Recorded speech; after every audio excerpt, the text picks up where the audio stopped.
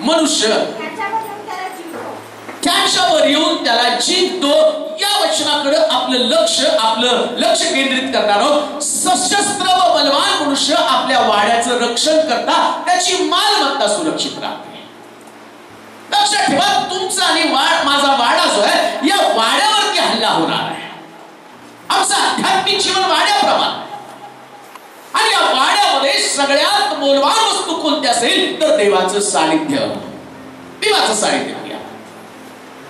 जर देवाचं सानिध्य आमच्या वाड्यात निघून गेलं, आमच्या आध्यात्मिक जीवनात निघून गेलं, तर लक्षात ठेवा, तो जो बलवान व्यक्ती त्याच्यापेक्षा ताकदवान व्यक्ती, आणि तो व्यक्ती काय करणार आहे, तिथं असं म्हटलं की तो सगळं काही जिंकून घेणार आहे. सगळं म्हणजे तुम्हाला तो जिंकून टाकणार आहे. तुमच्या आणि माझ्यामध्ये तेवढी शक्ती नाहीये. जो बलवान व्यक्ती बायबलमध्ये सांगितलं की लुसिफरला देवानं त्याच्यापेक्षा किंचित केलं, पण मानवापेक्षा तो जास्त ताकदवान आहे. आणि हा ताकदवान, हा बलवान असणारा व्यक्ती, ज्याच्यामध्ये आमच्यापेक्षा अधिक ताकद आहे आणि अधिक ताकद असणारा व्यक्ती तुमच्या वाड्याला भगदाड पाडण्याचं काम करणार आहे. तुमच्या आध्यात्मिक जीवनाला तोडण्याचं काम करणार आहे. कधी कधी आम्ही पाहतो की आमचा वाडा आम्हाला दिसतो त्या पद्धतीने सगळा चांगला आहे, आतमध्ये आम्ही म्हणतो भरपूर मालमत्ता आहे, देवाचं सानिध्य, विश्वास आहे, प्रार्थना आहे, सगळ्या गोष्टी वाड्यामध्ये. पण वाड्याला जर गार्डियन नसेल, वॉचमन नसेल, जर या वाड्याला सुरक्षित किंवा हत्यारबंद अशा प्रकारचा पहारेदार नसेल, तर कदाचित आमचा वाडा उद्ध्वस्त केला जाणार आहे, आमचं आध्यात्मिक जीवन तुटलं जाणार आहे. आणि पवित्र शास्त्र सांगतं, जो बुद्धिमान व्यक्ती आहे, ज्याच्याकडे ज्ञान आहे, ज्या व्यक्तीला कळतं की माझा वाडा सुरक्षित राहावा, माझ्या वाड्यातली मालमत्ता सुरक्षित राहावी. देवाच्या लोकांना आमच्या जीवनामध्ये देवानं अनेक प्रकारचे आशीर्वाद त्या आणि त्या वाड्यामध्ये असणाऱ्या आमच्या सुरक्षित मालमत्तेप्रमाणे अनेक प्रकारची मालमत्ता देवाला दिलेली आहे. त्याच्याकडे वाडा, त्याचं आरोग्य हे एक मालमत्ता आहे. आम्हाला माहिती आमचं आरोग्य, बऱ्याच वेळा सांगितलं, हेल्थ इज वेल्थ, आरोग्य ही संपत्ती आहे. आणि कित्येक वेळा या वाड्यावरती घाला घातला जातो, आमच्यातलं आरोग्य निघून जातं. मग मला प्रश्न पडतो, माझ्यातलं आरोग्य गेलं कुठं? कधी कधी आम्ही म्हणतो सगळं काही घरामध्ये आहे, हो, पैसा आहे, अडका आहे, सोनं नाणं आहे, घरामध्ये सगळ्या उंची वस्तू आहे, सगळं काही आहे, पण घरामध्ये शांती नाही. संपत्ती असून उपयोग काय? शांतीच नाही. कधी कधी या वाड्यातली शांती हा असणारा लुसिफर आणि त्या भगदाड पाडतो आणि वाड्यातली शांती घेऊन जातो. प्रियानो, कधी कधी जीवनामध्ये सगळं काही असतं, ज्ञान आहे, बुद्धी आहे, लढण्याची ताकद आहे, सगळं काही आहे, पण यश नसतं. आणि पुष्कळ लोक यशाच्या मागे धावत आहे. त्यांना वाटतं माझ्या जीवनामध्ये सक्सेस नाहीये. का सक्सेस नाहीये? मी काय केलं ना माझ्याकडे सक्सेस येईल? मग आम्ही पाहतो बरेच लोक सांगतात यश मिळण्यासाठी जरा टीव्ही ऑन केला की सारखं तिथून येतं, लाल रंगाची अंगठी घाला, आणि मग तो म्हणतो की मी धंदा करायला गेलो, व्यवसाय करायला गेलो आणि मला यश येत नव्हतं, मग लाल रंगाची अंगठी घातली 3000 रुपयाची, आणि तेव्हापासून आणि माझा बिझनेस चांगला चाललेला आहे, आणि आम्ही लाल रंगाच्या अंगठ्या घालतो, हिरव्या रंगाच्या अंगठ्या घालतो, पण आमचा धंदा तिथंच आहे, आमचा बिझनेस तिथे, अजून पण आमच्याकडनं इंटरव्ह्यूचे कॉल येतात ना, कुठल्याच गोष्टी आम्हाला मिळत. लक्षात ठेवा, खड्यावरती तुमचं आध्यात्मिक जीवन, खड्यावरती यश अवलंबून नाही. यश मिळण्यासाठी मिळालेल्या यशाला सुरक्षित ठेवायला पाहिजे, आणि या यशाला सुरक्षित ठेवण्याचा मार्ग कोणता? हत्यारबंद पोलीस. ती हत्यारं तुमच्याकडे असली पाहिजे. कोणती हत्याराची पवित्र शास्त्रामध्ये सांगितलं की ज्याच्यानं तुमचा वाडा सुरक्षित राहणार आहे, ज्याच्यानं तुमचं आरोग्य टिकून राहणार आहे, ज्याच्यानं तुमचा सक्सेस टिकून राहणार आहे, ज्याच्यानं तुमची संपत्ती टिकून राहणार आहे. आणखी एक संपत्ती पवित्र शास्त्रात सांगितलेली आहे, ज्या संपत्तीला वाड्याला भगदाड करून ती संपत्ती सैतान चोरून घेऊन जाणार. ती पवित्र शास्त्रात सांगितलं, बस संतती परमेश्वरानं दिलेलं धन, पोटचं फळ त्याची देणगी आहे, ती पण संपत्ती आहे. आमची लेकरं ही संपत्ती आहे, आणि या धनाला तुमच्या वाड्यावरती हल्ला करून त्या लेकराला त्याला चोरून घेण्याचं काम करणार आहे. तर आमची सुरक्षित राहावी, आमची लेकरं त्यांच्यामध्ये आरोग्य टिकून राहावं, आमची लेकरं निराशेपासून दूर राहावी, आमची लेकरं व्यसनापासून दूर राहावी, याच्यासाठी या वाड्याला हत्यारबंद सैनिकांची गरज आहे. आणि आमचा वाडा सुरक्षित राहण्यासाठी आम्हाला हत्यारानं तयार असणं गरजेचं आहे. कधी कधी आम्ही वाड्याचं रक्षण करतो पण हत्यार नसतं, नाही का? आणि हत्यार असलं, अशक्त पोलीस सुद्धा जर बंदूक असेल तर त्या किती पण ताकदवान जो असणारा आणि चोर असतो, पोलिसाच्या हातातल्या बंदुकीला पाहून तो घाबरतो, कारण त्याला ठाऊक आहे याच्याकडे हत्यार आहे म्हणजे तो मला गोळी घालणार आहे. आणि समजा पोलीस फार ताकदवान आहे, बलवान आहे, दंड पिळलेले आहे, आणि एक चोर आहे तो अशक्त आहे पण त्याच्या हातामध्ये पिस्तूल आहे, काय होईल हो? काल जर तुम्ही टीव्हीला बातम्या बघितली असेल तर मला हसावं का रडावं कळत नव्हतं. आंदोलन चाललेलं होतं, त्या आंदोलन चाललेलं असताना पोलिसांनी आंदोलकांना इतकं बडवलं की ते आंदोलक इकडे तिकडे पळायला लागले. आणि मग त्यातले काही लोक म्हटले नाही रे, आता दोघं तिघं राहिले, आता आपण यांना चोपू. आणि मग त्यांनी काय केलं, सगळे आंदोलक एकत्र झाले आणि पोलिसाची काठी घेऊन त्या पोलिसाला इतकं झोडलं तो जीव वाचवत पळत होता. आणि बाकीचे सगळे तो पळायला लागला, बरोबर. सगळ्यांनी हातामध्ये दगड घेतले आणि त्या पोलिसाला दगड घालायला सुरुवात केल्यावर आंदोलक पांगायच्या ऐवजी पोलीसच पांगून गेले, पोलीस पळून गेले. का? कारण त्यांच्याकडे हत्यार नव्हतं. देवाच्या लोकांनो, तुमचा शत्रू जो सैतान आहे तो हत्यारबंद आहे, तो ताकदवान आहे. आणि या ताकदवान असणाऱ्या शत्रूला जर तुम्हाला हरवायचं असेल तर तुम्हाला बायबल सांगतं की तुमच्याकडे शस्त्र असणं गरजेचं आहे. जर शस्त्र नसतील तर त्याच्या समोर तुम्हाला शरणागती पत्करावी लागणार आहे. तुमच्या लेकरांसाठी शरणागती पत्करावं लागणार आहे. तुमच्या सक्सेससाठी शरणागती पत्करावं लागणार आहे. तुमच्या आरोग्यासाठी शरणागती पत्करावी लागणार आहे. नोकरीसाठी शरणागती पत्करावी लागणार आहे. आणि जर शरणागती पत्करणे याच्यासाठी तुमच्याकडे शस्त्र असणं गरजेचं आहे. आणि बायबल सांगतं, जर वाचूया ते वचन पुन्हा, सशस्त्र व बलवान मनुष्य आपल्या वाड्याचं रक्षण करीत असतात, त्याची मालमत्ता सुरक्षित राहते. पण त्याच्यापेक्षा अधिक बलवान मनुष्य त्याच्यावर येऊन त्याला जिंकतो. एक बलवान मनुष्य तो तुमच्या वाड्यावरती चाल करून जाणार आहे. आणि कोणाला वाटत नाही हो चांगलं निरोगी असावं. सगळेजण इथे आल्यावर प्रार्थना केल्यावर त्यांच्या डोक्यामध्ये काय, प्रभू खायला देऊ नको पण आरोग्य टिकून राहू दे, नाही का? आरोग्य राहू दे. आज आरोग्य मिळालं तर कायमचं आरोग्य मिळालं पाहिजे, माझं आरोग्य टिकून राहायला पाहिजे. कधी कधी म्हणतो प्रभू पैसा जाऊ दे, सगळं जाऊ दे, बँक बॅलन्स जाऊ दे, पण शांती टिकून राहू दे. घरात शांती असेल तर बसता येईल, शांतीने डोळे मिटू द्या. आम्ही शांतीची जोपासना करतो. शांती ही संपत्ती आहे, पीस. जर ती शांती तुमच्याकडे नसेल, तुमची शांती जर चोरीला गेली, तुमच्यातलं सौख्य जर निघून गेला, आनंद जर निघून गेला, आणि निघून जाण्याचं कारण काय? बायबल सांगतं त्याचं कारण एकच आहे की आम्ही बलवान झालो नाही किंवा आमच्याकडे शस्त्र नाही. शस्त्र घ्यायला पाहिजे. शस्त्राला लपट व्हा, शस्त्राला स्वतःला सिद्ध करा. आणि म्हणून कोणतं शस्त्र?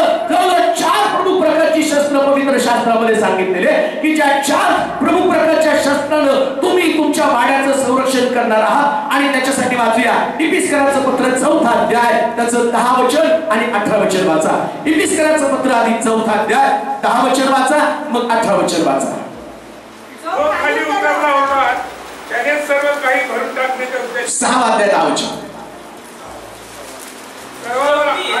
शेवटी प्रभूमध्ये त्याच्या प्रभावी सामर्थ्यामध्ये बलवान होत जा. सैतानाच्या डावपेचा पुढं तुम्हाला टिकाव धरता यावा म्हणून देवाची शस्त्र सामग्री धारण करा. आपले जगणं रक्त मांसाबरोबर नाही तर सत्तांबरोबर, अधिकाऱ्यांबरोबर, सध्याच्या काळोखातील जगाच्या अधिपती बरोबर, आकाशातल्या दुरात्म्यां समूहाबरोबर. किती लोकांबरोबर लढायचे हो? वाचा परत. कारण रक्त संतांबरोबर बस तुम्हाला झगडायचंय ते संतांबरोबर. कोणती सत्ता आहे?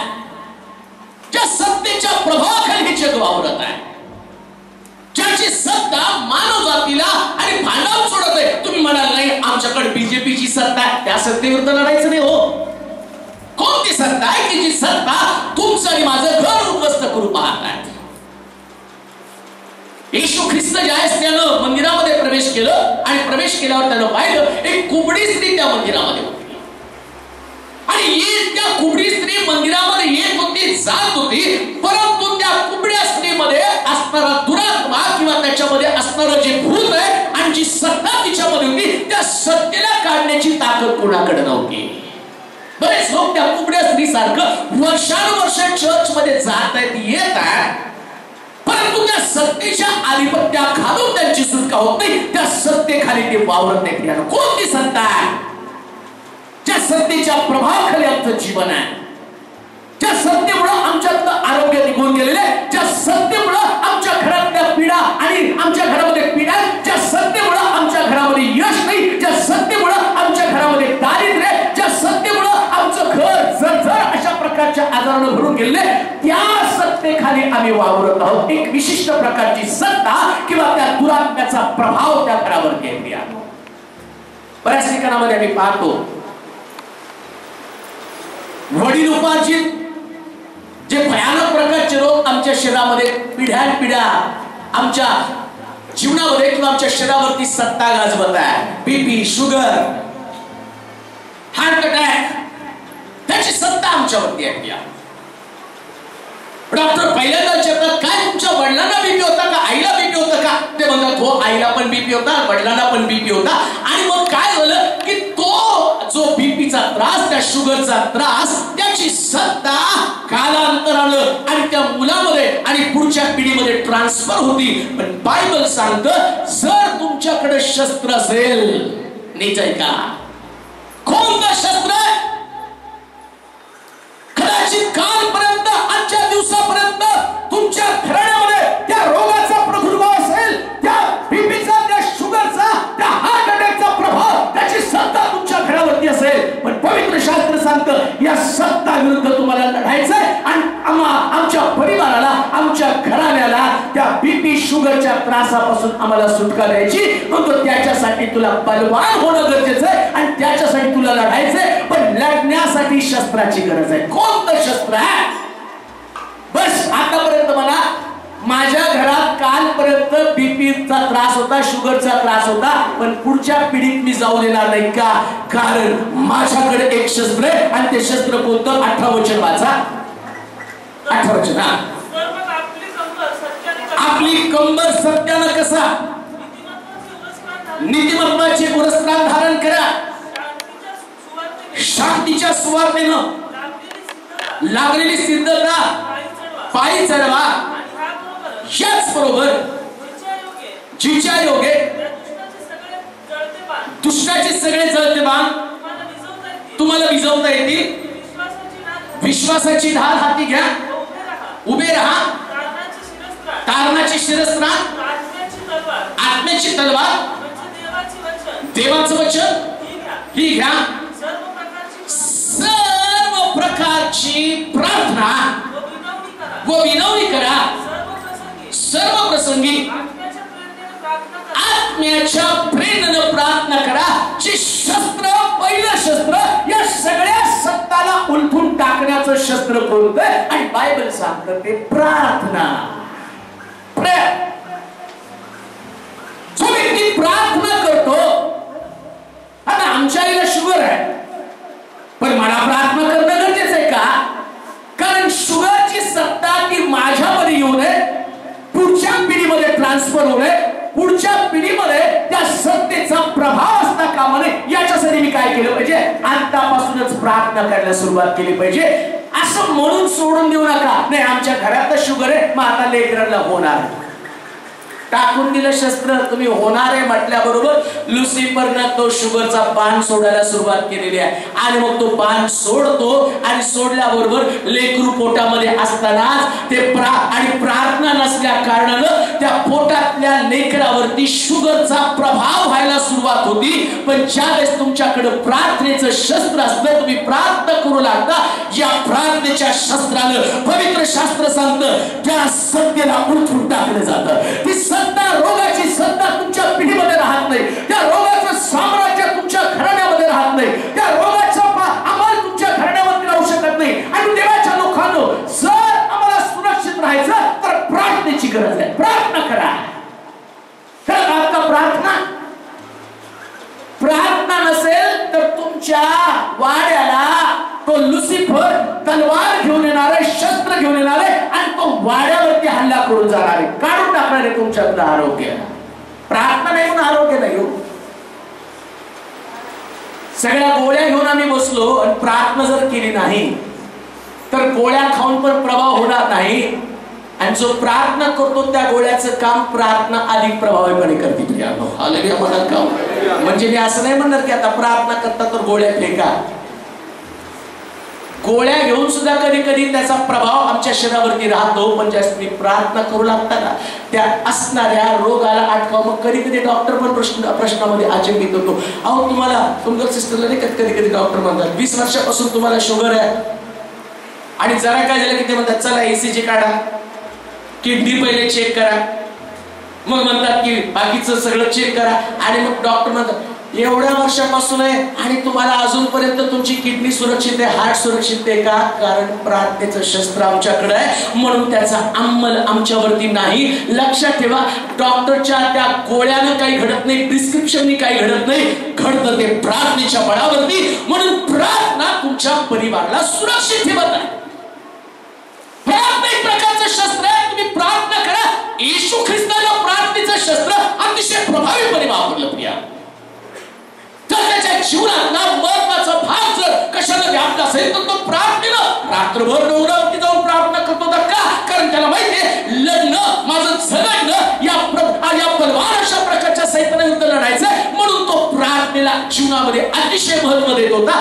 ज्या व्यक्तीच्या जीवनात प्रार्थना नाही त्या व्यक्तीने समजायचं सैतानाचा हल्ला माझ्यावर होणार म्हणजे होणार नाही, होणारच. प्रार्थना नाही की हल्ला त्याचा ठरलेला आहे. त्या सैतानाला माहितीये याच्या जीवनामध्ये मला फेल्युअर द्यायचंय, प्रार्थना नाही फेल्युअर आहे. आणि जास्त तुम्ही प्रार्थना करता अपयश तुमच्या पासून 1 किलोमीटर तरी त्याला लांब राहावं लागतं. हालेलुया म्हणाल का जोरात? जरा जोरात म्हणा हालेलुया. काही लोक म्हणतात काय हो कशात पण हात घातलं तर अपयश. पाळायचं तुम्ही प्रार्थना करा. बाळकाकडे हात्यार असून उपयोग काय? तुमच्याकडे पाहिजे की हात्यार? तुम्ही प्रार्थना करा हो, तुमचं देव लवकर ऐकतो. मी एकाकडे गेल्यावर त्याने म्हटलं तुम प्रेयर करो तुम्हारा जल्दी सुनता. तुम्हारे नेटवर्क में कुछ प्रॉब्लम है क्या? तुम्हारा नहीं सुनता क्या? तुम्ही प्रार्थना करा, देव तुमचं लवकर ऐकतो. आणि तुमचं काय? आम्ही प्रार्थना करत नाही म्हणून देव ऐकत पण नाही. आणि म्हणून लक्षात ठेवा, सतत निरंतर प्रार्थना करा. येशू ख्रिस्तानं पेत्राला जाताना महत्वाची गोष्ट सांगितली, पेत्रा जागृत राहा आणि प्रार्थना कर. मरताना काही गोष्टी सांगितल्या जातात नाही का? आई वडील मुलांना बोल, मरताना सगळेजण जमा होतात आणि पहिलं ते पैसे कुठे ठेवले जातात, कागदपत्र कुठे व्यवस्थित सांगून जा, नंतर प्रॉब्लेम नको, कुणाला किती वाटा आहे. येशूनं महत्वाच्या 3 व्यक्तीला जवळ नेलं आणि त्याने जाताना सगळ्यात मोठी संपत्ती सांगून दिलं, मोठं शस्त्र सांगितलं. पेत्राला म्हणा जागृत राहा आणि प्रार्थना कर. परीक्षेत पडू नये म्हणून प्रार्थना कर.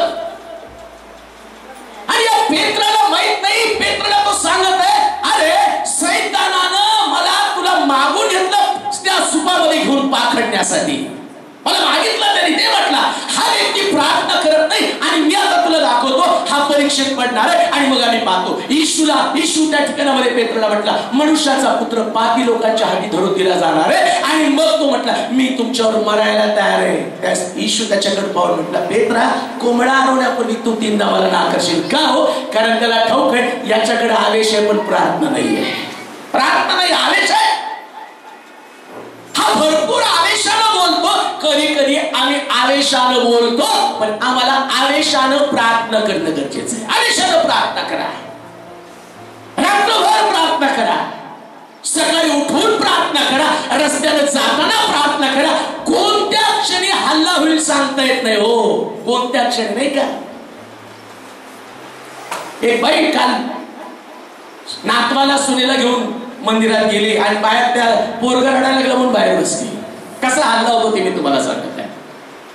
आणि त्या लेकराला खेळवायला लागले, रडतोय नातून त्याला म्हटलं रडू नको रडू नको रडू नको. तेवढं ते बाई तिथं आली. काय झालं मावशी, पोरगा रडतं हो.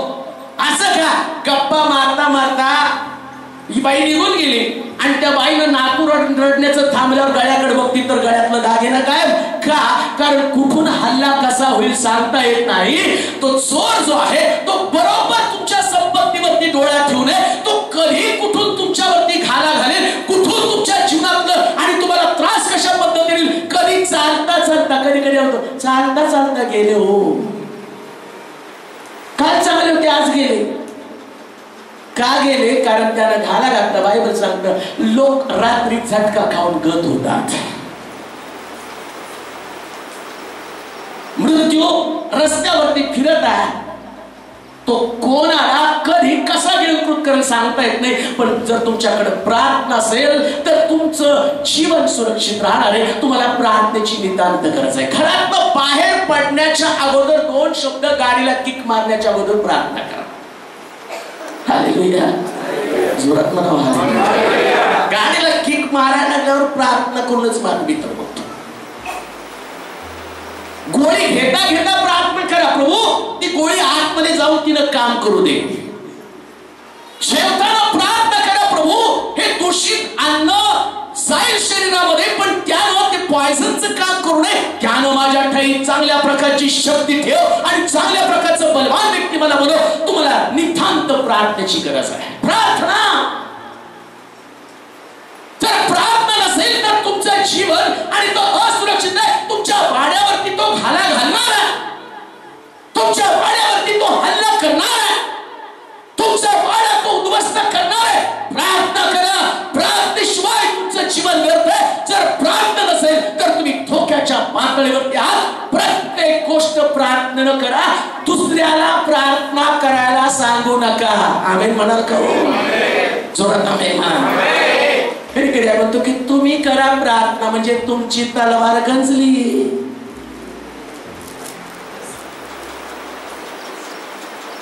काही लोक त्याच्या पलीकडे असतात, उपास धरून करा हो माझ्यासाठी. तुम्ही धरा ना 4-5 उपास. भारत साहेब उपास धरून करा बरं का, मी करतो ना, तुम्ही खाऊन झोपा. मला त्या लोकांची पण केली ती, चला हो आपण त्यांच्यासाठी उपास धरून प्रार्थना करू. त्याला उपाशी राहू द्या हो, जरा येऊ द्या, जरा त्याला फ्रेश होऊ द्या. आत्मिक दृष्ट्या त्याला बलवान व्हावं. प्रार्थना करावी. प्रार्थना म्हणजे संकटापासून स्वतःला दूर ठेवणं. जर प्रार्थना असेल तर तुम्हाला भीती नाही. मृत्यू येईल असं नाही की प्रार्थना केल्यावर मृत्यू येणार नाही. येईल हो मृत्यू, प्रार्थना केल्यावर मृत्यू येईल. पण सगळ्यात उत्तम गोष्ट, प्रार्थना करत करत मेलो तर स्वर्ग राज्य मिळेल. येशू ख्रिस्तानं प्रार्थना केली, होईल तर हा प्याला मजपासून टळू दे, पण त्याच्या प्रार्थनेने त्याचं मरण टळलं नाही, मेला.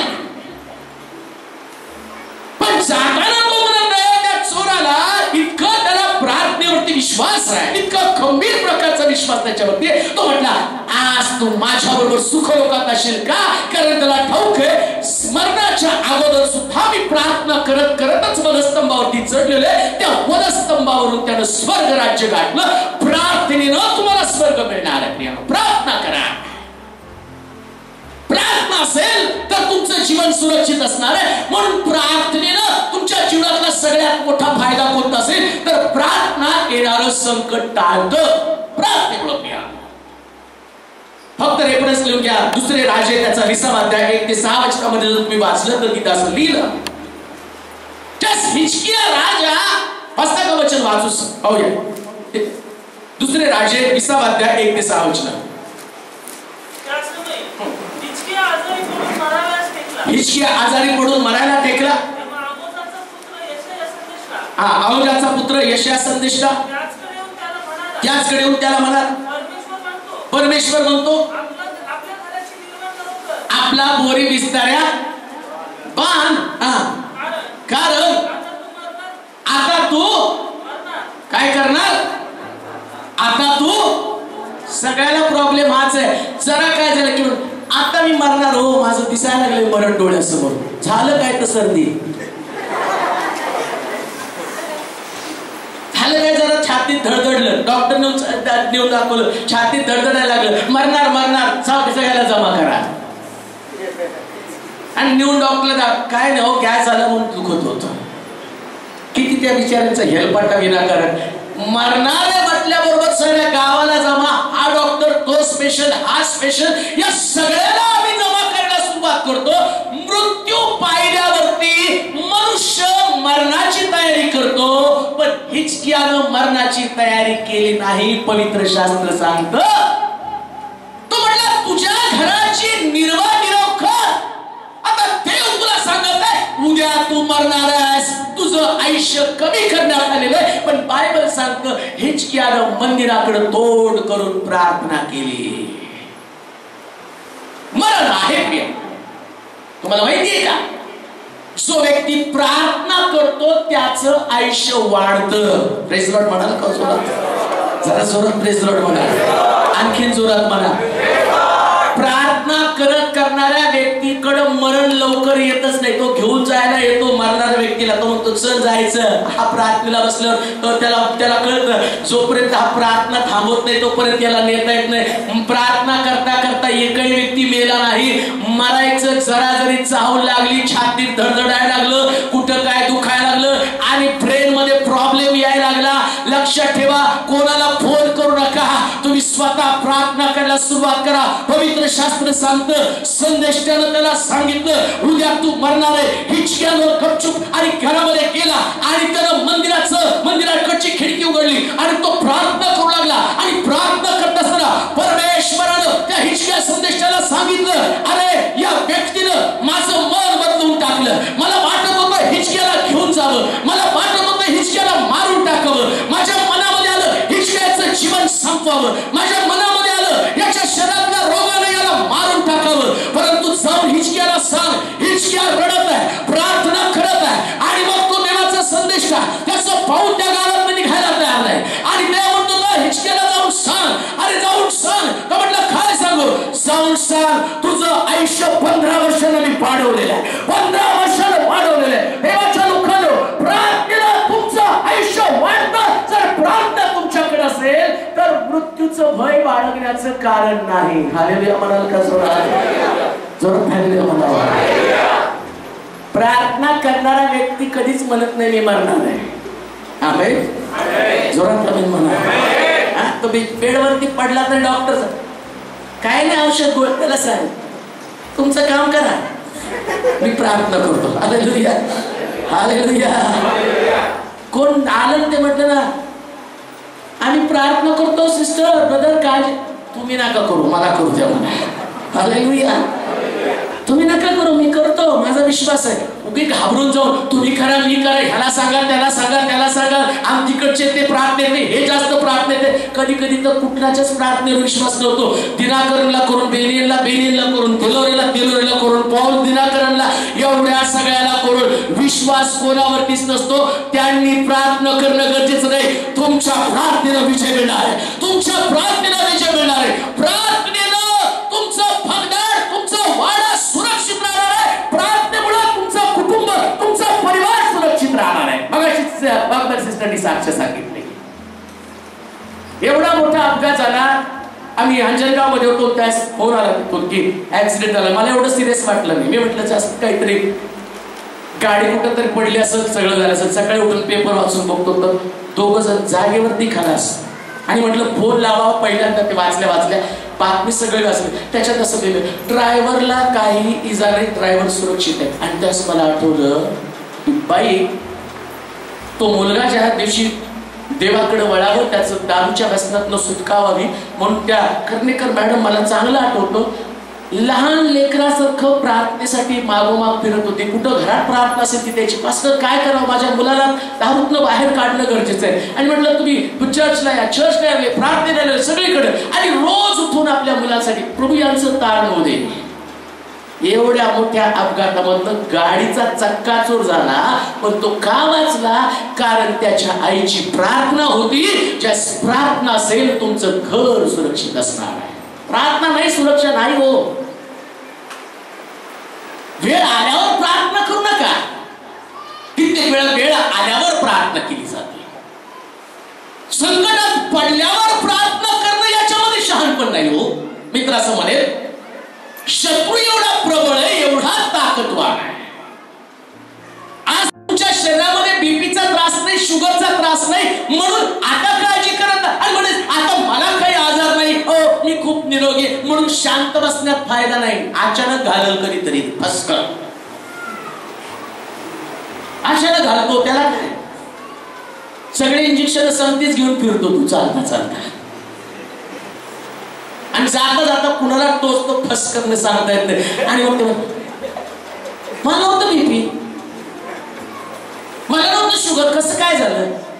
अरे तो लय प्रबळ आहे, त्याला आयडिया माहिती आहे. प्रार्थना कराल तर येणाऱ्या धोक्याला तुम्ही वाचवाल. तुमचा वारा सुरक्षित राहणार आहे. प्रार्थना हे एक प्रकारचं शस्त्र आहे. आणि म्हणून पहिलं शस्त्र प्रार्थना. दुसरं शस्त्र वाचूया उपदेशकाचं पुस्तक 9 अध्याय 18 वचन, ज्याच्यानं तुमचा वारा सुरक्षित राहणार आहे. उपदेशकाचं पुस्तक 9 अध्याय 18 वचन. युद्ध शस्त्रापेक्षा ज्ञान श्रेष्ठ आहे. एकटा पापी बहुत हितांची नासाडी करतो. ज्ञान हे एक प्रकारचं शस्त्र आहे. पहिलं तर प्रार्थना शस्त्र आहे. जर प्रार्थना करता तर प्रार्थनेच्या शस्त्रानं तुम्ही येणारं संकट टाळता. जे संकट तुमच्यावरती येणार आहे ते तुम्ही टाळता. पण बायबल सांगतं की युद्ध शस्त्रापेक्षा सुद्धा एक चांगलं शस्त्र आहे. आणि त्या शस्त्राचं नाव ज्ञान, देवाच्या वचनाचं ज्ञान. सगळे हो पुस्तकी ज्ञान खूप घेतलेलं आहे. आणि पुस्तकी ज्ञानानेच माणसाच्या डोक्यात काय हवा शिरल सांगता येत नाही. प्रार्थनेमध्ये असणारे लोकच जरासं ज्ञान पुस्तकी आल्याबरोबर. आणि मग कुणीतरी परवा सांगितलं, त्याची आई म्हटली की याला उगाच जास्त शिकवलं, आता शिकल्यावर जास्त ज्ञान आल्यावर तो म्हणतो देव नाही. आणि त्याच्या अगोदर सारखं म्हणायचं देव देव देव देव देव देव, कारण सारखं त्यास लागायचं नाही. देव देव म्हणजे लोकांना देव म्हणजे तेच आहे. तुम देव हम लेते, तो देव. देवा दे देवा दे देवा दे देवा दे, देव देतो, मदत करतो. चला चांगली नोकरी द्या, ज्ञान द्या, बुद्धी द्या. आणि ज्ञान आलं, चांगली नोकरी आल्याबरोबर पहिला आक्षेप काय? मी माझ्या ज्ञानानं सगळं मिळवलं. कुठे देव? आणि देवानं तुला तिथंच कॉलेजमध्ये नापास केलं असतं, तुझ्या नाकात चांगलं काहीतरी कोंबलं असतं मिरची म्हणजे, मग कसं झालं असतं? ज्ञान आलं, नोकरी आल्याबरोबर देव नाही. मग काय म्हण? अडाणी लोक देवा देव देव करते. अडाणी? आमच्यासारखे शिकलेले लोक देवाच्या मागे धावत नाही. शिकलेले नाही, हुकलेले तुम्ही, मार्ग हुकलेले. देव नाही. देव असतं तर हे कशाला, देव असतं तर ते कशाला, देव असतं तर मी कशाला भुकेला, देव असतं तर मला का नोकरी नाही, देव असतं तर त्याला का गाडी, मला का गाडी नाही. अरे कशासाठी रडतो? गाडी घोड्यासाठी रडतो. त्याच्याकडे घर नाही, माझ्याकडे घर आहे, त्याच्याकडे ह्याच्याकडे हे, त्याच्याकडे ते नाही. सगळ्यात महत्वाची गोष्ट, मनुष्यानं सारं जग मिळवलं, आपल्या आत्म्याचा नाश केला तर त्याला काय लाभ आहे? मूळ आपल्या अंतःकरणामध्ये म्हणतो देव नाही. जो मूर्ख आहे तो देवाच्या अस्तित्वावर शंका घेतो. मग ज्ञान कोणतं? कुठल्या प्रकारचं ज्ञान घ्यावं? ज्याच्यानं तुमचा वाडा सुरक्षित राहणार आहे. जगाचं ज्ञान तुमच्या वाड्यावरती हल्ला करणार आहे. जितकं जगाचं ज्ञान तुम्ही घ्यायला सुरुवात कराल तितकं तुमचं अंतःकरण देवाविषयी कठोर निष्ठुर होत जाणार आहे. तितकं तुमचं अस्तित्वाविषयी शंका घ्यायला सुरुवात करणार आहे. मग जगाच्या ज्ञानाविषयी नाही सांगत. वाचूया करंतीकराचं पत्र, पहिले करंतीकराचं पत्र 2रा अध्याय त्याचं 6 आणि 7 वचन वाचूया. कुठल्या ज्ञानाविषयी तो सांगत आहे. पहिले करंतीकराचं पत्र 2रा अध्याय 6 आणि 7 वचन. जे गुप्त आहे त्यांना मी ज्ञान सांगतो. ते ज्ञान या युगाचं नाही, या युगाचं नाहीस होणार. जे अधिकारी यांचं पण नव्हे, देवाचं गुढ ज्ञान आम्ही सांगतो. ते गुप्त ठेवलेलं होतं. कुठलं ज्ञान, ज्या ज्ञानाच्या द्वारे तुमचा वाडा सुरक्षित राहणार आहे, तो हे ज्ञान या जगाचं ज्ञान नाहीये. जगाच्या ज्ञानानं मनुष्य स्वतः राज्य प्रस्थापित करायला निघाला. जगाचं ज्ञान राज्य प्रस्थापित करायला लागतं. पहा, जगाचं ज्ञान मिळवलं की तो पहिला हे का आणि ते का. मग देव आहे तर त्यानं सगळ्याला पाप्यांना मारून त्याचं अस्तित्व दाखवावं, वाईटाला मारावं, माझ्याच का मागे लागतो. अहो, ते काही प्रार्थना करत नाही, त्यांचं सगळं ठीक आहे हो, आणि प्रार्थना करून आम्हाला एवढा त्रास. मग काय फायदा देवाला आपल्या बरोबर घेतल्याचा. देव असता तर जगामध्ये अशा प्रकारची अशांती कशी असती. देव असता काय तुमच्या सोलापूरमध्ये देव आहे, मग का नाही पाऊस पडत. करता की तुम्ही प्रार्थना, मग का पाऊस पडत नाही.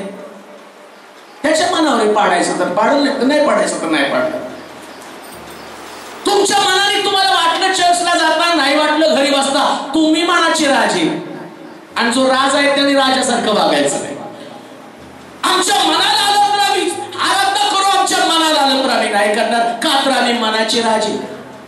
आमच्या मनात आलं तर आम्ही प्रभूची स्तुती करू, नाहीतर करणार नाही. आमच्या मनात आलं तर बायबल वाचू, आज बरं वाटलं तर बायबल वाचणार. कधी कधी सगळं ठीक असतं आणि मग म्हणतो नाही आता बरं वाटत नाही, मूड नाही. मग टीव्ही लावताना मूड आहे, बायबल वाचताना मूड नाही. किती मनाचा राजा.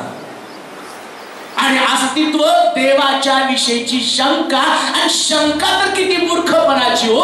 ज्या व्यक्तीनं देवाला स्वीकारलेलं असतं, ज्याला तारणाचा अनुभव आलेला असतो, ज्याला देवाचा मार्ग चाखलेला असतो, पण जगात गेल्याबरोबर जगाचं ज्ञान त्यांच्या ज्ञानाशी सुसंवाद साधतं आणि ते ज्ञान देवाच्या अस्तित्वाला आव्हान करायला लागतं. म्हणून तो म्हणतो या जगाचं ज्ञान माझ्याकडे नाही. मग कुठलं ज्ञान आहे. जे गुप्त ठेवलेलं ज्ञान हे पवित्र शास्त्रातलं ज्ञान आहे.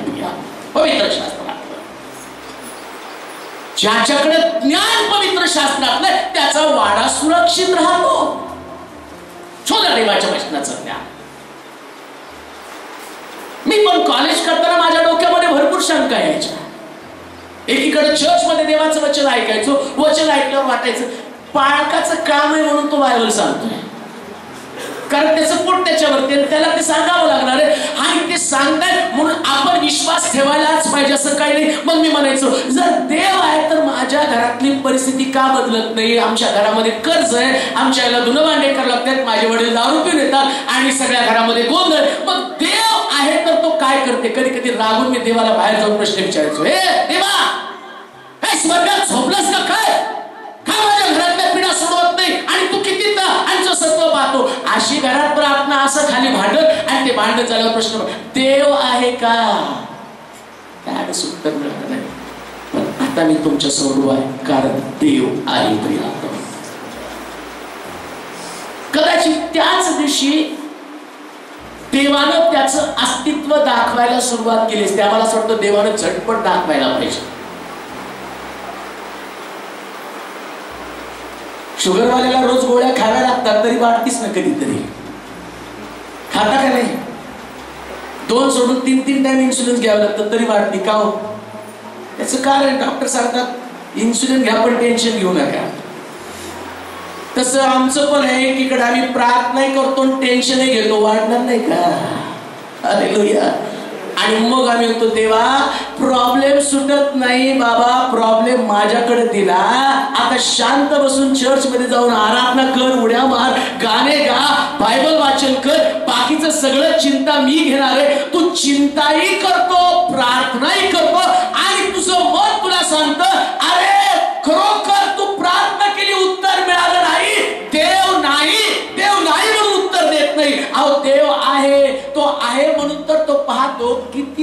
प्रार्थना करतो आणि कशा पद्धतीने विश्वास टिकवतो, दुरून पाहतो तो आमचं मनोगत, आमचं अंतःकरण जाणतो. म्हणून जगाचं ज्ञान देवाच्या अस्तित्वाविषयी शंका उत्पन्न करतो, पण देवाचं ज्ञान जे पवित्र शास्त्रातलं, हे पवित्र शास्त्रातलं ज्ञान मनुष्याचं अंतरंग बदलतं आणि देवावरती विश्वास ठेवायला भाग पाडतं. ज्ञान तुमच्याकडे, या जगाचं ज्ञान त्यानं मूर्खतेचं. एकच वचन वाचा, नीतिसूत्राचं पुस्तक 8वा अध्याय 10 आणि 11 वचन. माहित नाही बाकीचे 2 होतील का नाही, पण ज्ञान संबंधानं काय सांगितलं वाचा, काय त्या ठिकाणी दिलेलं आहे. नीती 8, 10, 11. नीतिसूत्राचं पुस्तक 8वा अध्याय 10 आणि 11 वचन. रुपये घेऊ नका, माझं शिक्षण घ्या. सोनं न घेता काय घ्या हो, काय घेऊ नका, बोला की काय घेऊ नका हो, जोरात बोला, आणखीन जोरात बोला, बोला. आम्ही सोन्याच्या मागे एवढं धावतो, बायबल स्टडीला मात्र गर्दी कमी, सोनाराकडे गर्दी जास्त. का? कारण आम्हाला ते महत्वाचं आहे. पण ते ज्ञान जर घ्याल, हल्ला तुमच्या वाड्यावरती. कुठलं सोनं घेतलं की वाड्यावरती आला. Hallelujah, hallelujah. सारखा चोर जाता येता बघतो, कधी घर बंद ठेवते तर कधी पोचतो. एक बिचारा बायको माहेर गेली कारखानदार, आता खायचं काय म्हणून नाश्ता करायला मिसेस गेली तर जाऊन हॉटेलात खावं म्हणून गेला. अर्धा तास पण चोरानं दम काढला नाही हो. अर्धा तासच नाश्ता करायला त्याला लागला. येऊन पाहतो तर काय, सगळं सोनं सुपडं साफ करून घेऊन गेला. ते चोरतायत, हे चोरता येत नाही. Hallelujah, hallelujah. म्हणून पवित्र शास्त्रामध्ये म्हटलं, हे ज्ञान तू आपल्या गळ्यामध्ये घाल. तो म्हणतो की ब्रेसलेट म्हणून तू आपल्या हातावरती बांध. ब्रेसलेट कुठे आहे? हे ब्रेसलेट माझ्याकडे नाही. हे राव एक दिलंय बरं का, मी नाही करतोय. सोन्याशी एवढं बोलतो, 2 घेतल्या की 3 आहे तो ठेवल्यात. पण सगळ्यात उत्तम ज्ञान कोणतं, ब्रेसलेट कोणतं? हे देवाचं वचन प्रियानो, हे सोनं आहे. या ज्ञानानं तुमचं घर सुरक्षित राहतं.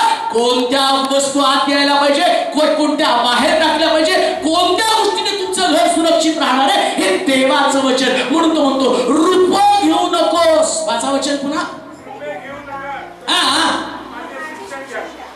काय घेऊ नका, रुपये घेऊ नका, पण रुपये घेऊ नका, चांदीचा पैंजण घालू नका, जोडवे घालू नका. मग काय घ्या? चांदीच्या पैंजणच्या ऐवजी शिक्षण घ्या, बायबल स्टडीला या. आम्ही म्हणाल का? जोरात आम्ही म्हणा, जोरात आम्ही म्हणा, आणखी जोरात म्हणा. कधी कधी आम्ही ते दाखवत जातो, छान छान छान. पोरगी चालायला लागल्यावर पहिल्यांदा म्हणतो चुमचुम आणा की. आणखी ते किती ना छान चालते, पाव पाव पाव पाव पाव. ते चुमचुम घालतो, ते चुमचुम घालत घालत वाढलेली पोरगी तुमच्या घरातनं कशी कधी जाईल सांगता येत नाही. पण हे ज्ञान असेल, तुमची मुलगी सुरक्षित राहील. कधी आमची लेकरं भरकटून जातील, आमच्या हातातून निसटून जातील, हे कळत नाही. पण पवित्र शास्त्र सांगतं, ते चुमचुम घेऊ नका, हे ज्ञान तिला देऊ नका. बाळा सुरक्षित राहणार. आई वडिलांच्या डोळ्यामध्ये आज अश्रू आहेत, रडत आहेत. ते समजत नाही की आमच्या लेकरांना कशा पद्धतीने सांगावं.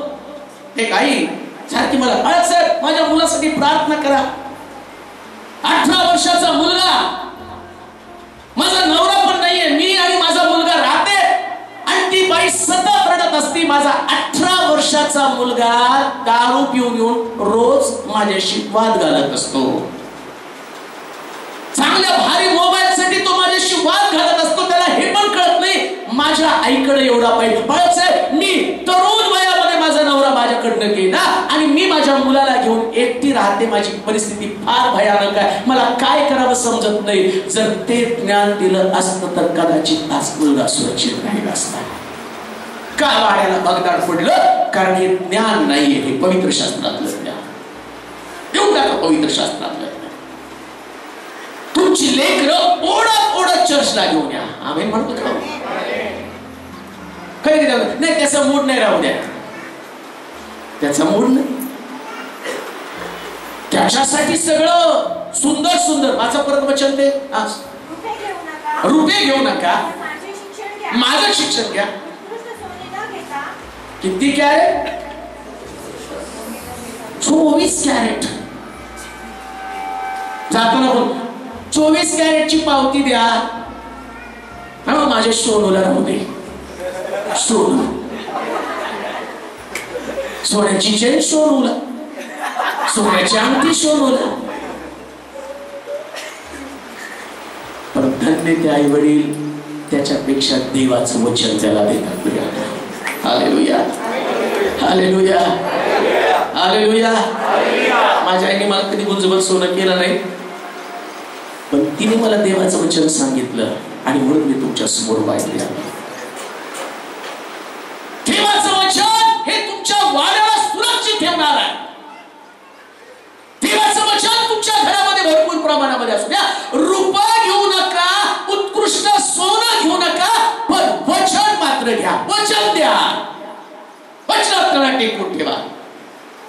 लेकरांना बायबल स्टडीला घेऊन या, त्यांना शिकवा देवाचं वचन. मला पूर्ण खात्री या वचनात जर त्यांनी ऐकलं देवाला काय आवडतं काय आवडत नाही, पिशात आहे त्यांची चुकीचा मार्ग निवडायची. लेकर चुकतात, भरकटतात, तर तुमचा वाद होत बसतो कारण त्यांना मार्ग माहित नाही. पण जर सत्य वचन त्यांना कळलं, देवाच्या वचनात काय सांगितलं, देवाच्या वचनामध्ये कसे संस्कार केले, देवाच्या वचनामध्ये कुठल्या देव गोष्टी देवाला पसंत आहे, या गोष्टी जर त्यांना कळाल्या तर ती कधीच भरकटणार नाही. म्हणून म्हटलं उत्कृष्ट सोन्यापेक्षा सुद्धा देवाचं वचन मौल्यवान आहे आणि मौल्यवान वचनानं तुमचा वाडा सुरक्षित राहणार आहे. तुमचं घर, तुमची संपत्ती, ज्या संपत्तीवरती सैतान हल्ला करणारे, सैतान तुमची लेकरं चोरत आहेत. ख्रिस्ती लोकांचं सोनं सुरक्षित आहे, पण लेकरं चोरीला चाललेली आहेत. हालेलुया, किती भयानक गोष्ट आहे.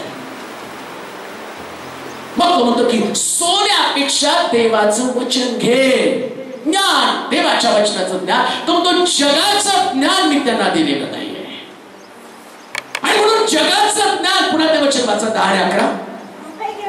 रुपये घेऊ नका, माझं शिक्षण घ्या, उत्कृष्ट सोनं न घेता ज्ञान घ्या. कशापेक्षा हो? झुंबे, मोत्याची अंगठी, मोत्याची माळ. माझ्या मुलीला, माझ्या पिंकीला, माझ्या सुटूला नाव ठेवतात प्रेमाला. किती गोड दिसतो पापा. काळातलं मोत्याचं आहे, मोत्याचं आहे. ती पण उत्तम नव्हती मोत्याचं. बायबल काय सांग? मोती मोत्यापेक्षा काय उलट मी म्हणतो काढून घे. हे तिला म्हणा जो चर्चला येत नाही ते घालू नको, इसकाटून घ्या. आमेन, जोरात आमेन. मी तर म्हणतो त्याला त्यांच्या समोर पर्याय ठेवा. मला काय कर्णेकर मॅडमचं कधी कधी कौतुक वाटत असतं चर्चमध्ये नाही. त्यांचा मुलगा दारूपासून परावृत्त व्हावा म्हणून ते म्हणायचे तू चर्चला ये रे. आणि तो मुलगा म्हणायचा मी चर्चला येऊन बसेल, पण तुम्हाला पेट्रोलला 500 रुपये द्यायचे. मग ती म्हणायची होय, तू शेवटपर्यंत बसला तर तुला पेट्रोलला 500 रुपये नाही तर तुला पैसे देणार नाही. मग तो मुलगा येऊन बसायचा, देवाचं वचन ऐकायचा, सारखं घड्याळाकडे बघायचा, आता सुटल मग सुटल, पण 500 रुपये म्हणून बसवलं लागत होतं. Hallelujah, hallelujah. आणि मग सगळं जग सुटल्याबरोबर ते म्हणायची पाळकाला भेटलं का? 500 रुपयासाठी भेटावं लागत होतं. आणि तो येत होता ना, साहेब प्रेज लॉर्ड, आता जाऊ का? आता मम्मी जायचं का? आणि फक्त भेटायचा जायचा आणि मग त्याच्या सांगायची पास्टर मुलगा 500 गेल्याचं दुःख नाही पण वचन त्याने ऐकलं. मोत्यापेक्षा मोलवान देवाचं वचन ऐकूया ते ऐकवा. त्याच्यानं वाडा सुरक्षित राहणार आहे. बलवान व्यक्ती तुमच्या वाड्यावरती शस्त्र घेऊन येतो पण ज्याच्याकडे देवाच्या वचनाचं ज्ञान आहे त्यांचा वाडा सुरक्षित आहे. म्हणूनच ते ज्ञानानं त्याला वाचवलं. बाकीचे मेले पण तो वाचला आणि ते वाचलं. लोक म्हटले का वाचला? ते म्हणतात ते तिथं चर्चला जातात म्हणून तो वाचला. ज्ञानानं मनुष्य सुरक्षित राहतो. ज्ञान वचनाचं ज्ञान घ्या. मला खरोखर तुमच्या लोकांचं कौतुक वाटतं. संडे स्कूल साठी तर मोठा प्रश्न पडतो कोण घ्यावं. आणि मी विचारलं का कोण संडे स्कूल घेत नाही? ते म्हणतात नाही सगळे म्हणतात आम्हाला वचन ऐकायचं आम्हाला संडे स्कूल घ्यायचं नाही. का हो? ज्ञानाची किंमत कळालेली वचनाची किंमत कळाली. ज्याला वचनाचं महत्व कळतं तो व्यक्ती पैशाचा विचार करत नाही. तो चर्च मध्ये जातो आणि त्याला ठाऊक आहे आज जे वचन मी ऐकलं माझ्याकडे सोनं रुपयाचा किती साठा झाला. किती ऐकलं तुम्ही? तुमची पिशवी भरलेली आहे. Hallelujah hallelujah. घरी आल्या लोकांना तिजोरी बुडून दाखवा. कधी कधी आम्ही ते दाखवतो. बघा हे माझं हा नेकलेस त्यांनी माझ्या लग्नाच्या पहिल्या वाढदिवसाला घेतला. ही अंगठी मी एकदा रागवले. माझा राग काढण्यासाठी त्यांनी ही अंगठी सगळं लाईनशीर दाखवले. हे हे हे हे हे हे मला तुम्हाला सांगू द्या आज जे तुम्हाला मिळालं याची तुलना कधीच होऊ शकत नाही. कारण याच्यानं तुमचा वाडा सुरक्षित राहणार. तुमच्या वाड्याला सुरक्षित करणार देवाचं वचन आहे. आणि म्हणून म्हटलं सोन्यापेक्षा महत्व त्याला द्या. मी म्हणतो बायबल साठी तिजोरी करा. आमेन म्हणाल का? जोरात आमेन म्हणाल का? कुठं तरी ठेवू नका. थोडं खात पडलेलं इतकं मोलवान आहे ते चोरून ठेवू नये. मी कधी त्या विषयाला म्हणतो पिशवी घेतली का रे? तू सगळं घेतो पिशवी. अरे विशाल पिशवी घेतली का? आणि बरेच वेळा पोरं का हो त्याच्यात पैसे नाही रे बाबा. माझं सगळं स्टडी त्याच्यामध्ये. कारण हे फार कष्टानं मी मिळवलं. हे ज्या लोक ऐकतात त्या लोक बदलून जातात का? कारण ते सोन्यापेक्षा मोलवान आहे. सोन्यापेक्षा मोलवान. लोक मला प्रेमानं कधी कधी हातात देतात आणखी का हो मी कधी अहो मला याचं येत नाही नका देऊ मला हे सोनं. त्यानंतर तुम्ही एवढं मोलवान वचन आम्हाला देता त्याच्या समोर हे काहीच नाही. होय देवाच्या लोकांनो परमेश्वराचं वचन मोलवान आहे आणि त्या वचनाला जगात कशाची तोड नाही. कशाची नाही. हे वचन तुमच्या वाड्याला तुमच्या घराला तुमच्या लेकरांना तुमच्या आरोग्याला सुरक्षित करणार आहे. म्हणून शस्त्र कोणतं? देवाचं वचन हे शस्त्र आहे जे तुमच्या वाड्याला सुरक्षित करते तुमच्या घराला सुरक्षित करत आहे. आणि म्हणून देवाचीच आहे. जो बलवान व्यक्ती त्याच्याकडं देवाच्या वचनाचं ज्ञान आहे. म्हणून पवित्र शास्त्र तुमच्याकडे असू द्या चर्चला येताना. आम्ही म्हणाल का? जोरात तुम्ही म्हणा. निघाले लढायला आणि पवित्र शास्त्र नाही शस्त्रच नाही. तो तिकडून आला. थांबा थांबा तलवार घेऊन येतो मग लढू. फसकून जाईल तुम्हाला तो निघून. हालेलुया जोरात हालेलुया म्हणा. चर्च मध्ये येताना हे घेऊन यायचं हो. निघताना मोबाईल आहे का?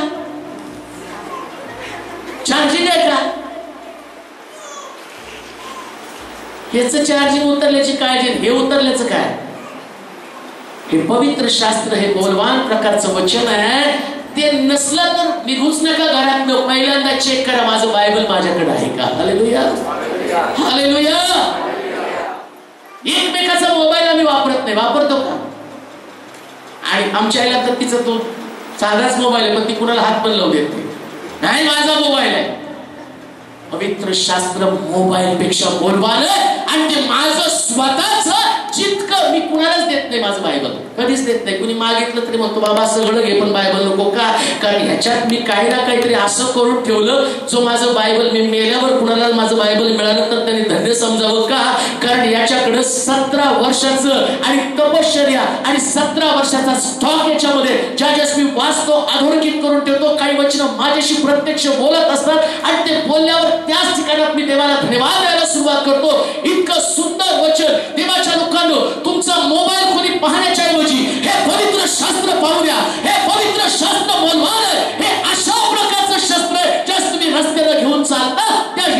शस्त्रानं तुमचा बचाव होतो. हे शस्त्र तुम्हाला सुरक्षित ठेवतं. तो तुझं जाणं येणं सुरक्षित करेल. तो तुला शेतामध्ये घेऊन जाईल, त्या शेताला तुझ्या बरकत देईल. तो नोकरीच्या ठिकाणी घेऊन जाईल, नोकरीमध्ये तुम्हाला उच्च पद देईल. कारण हे पवित्र वचन, हे देवाचं वचन आहे. या देवाच्या वचनाला तुमची समृद्धी आहे, या देवाच्या वचनाला सुरक्षा आहे, या देवाच्या वचनामध्ये बरकत आहे, या देवाच्या वचनामध्ये आनंद आहे. हे देवाचं वचन तुम्हाला सर्वोच्च ठिकाणी घेऊन जातं. म्हणून या वचनाला आपल्या हृदयाशी ठेवा. असं ठेवा.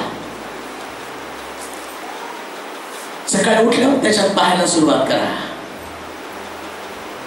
हे वचन जर तुम्ही आपल्या जीवनामध्ये त्याला महत्वाचं स्थान द्यायला सुरुवात करा, तुम्ही तुमचे राहणार नाही, तुम्ही पूर्ण बदलून जा. देवाचे भांडूया.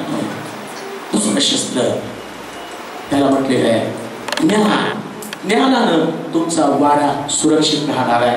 दोनच शस्त्र आपण पाहू शकलो, पण एक गोष्ट निश्चित आहे, ही शस्त्र जर तुमच्याकडे असेल तर तुमच्या वाड्यावरती कोणी हल्ला करणार नाही. पहिली प्रार्थना आणि दुसरं देवाचं वचन. पुन्हा एकदा आपल्या जागेवरती आपण उभं राहूया, आपले डोळे बंद करू, माना झोपूया, मस्तक लावूया, प्रभूला धन्यवाद देऊ. खरोखर त्याचं वचन सुंदर, त्याचं वचन अलौकिक आहे, अद्भुत आहे.